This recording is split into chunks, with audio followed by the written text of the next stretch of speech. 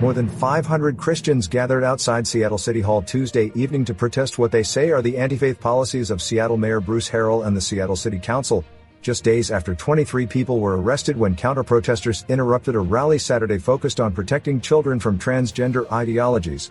All of the arrests on Saturday were among counter-protesters who also injured Seattle police who attended the permitted event.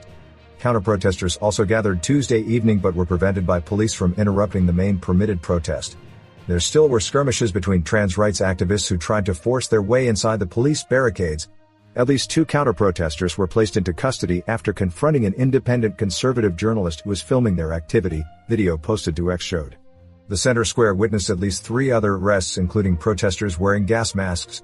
Inside the permitted event, various Christian church leaders sang songs of worship and talked of loving those who they don't agree with.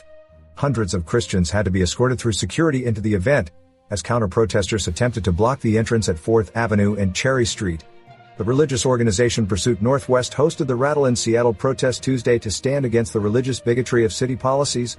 Organizers drew loud cheers from the crowd when it was announced that the Trump administration plans to investigate the city of Seattle for its handling of last weekend's event.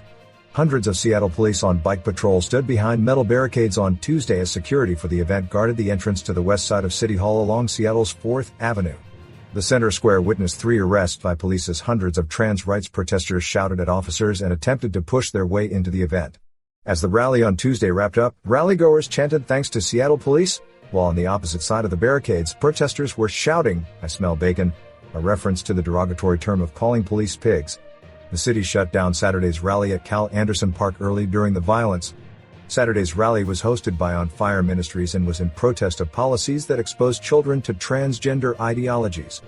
As the center square previously reported, Cal Anderson Park is within the Capitol Hill neighborhood, a prominent LGBTQ area. Mayor Harrell called the Saturday rally far-right and claimed it was held in Capitol Hill to provoke a reaction by promoting beliefs that are inherently opposed to our city's values. But the rally's organizers said that the park was suggested by the mayor's office. Permitting decisions are made by the Seattle Parks and Recreation Department.